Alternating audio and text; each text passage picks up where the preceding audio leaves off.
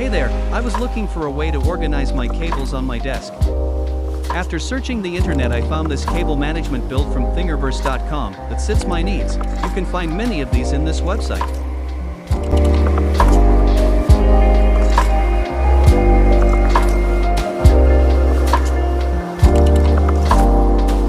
Remember to add a bit more thickness to your layers before slicing it.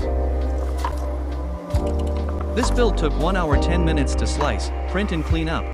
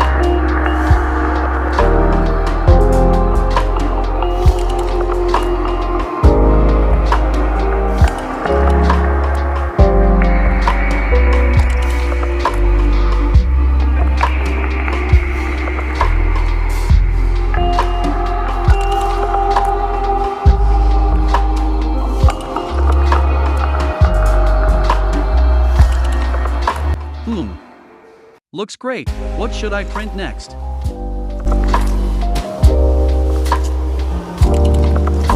Do support our YouTube channel by liking, sharing, and subscribing to our channel. Thank you for watching. Until next time.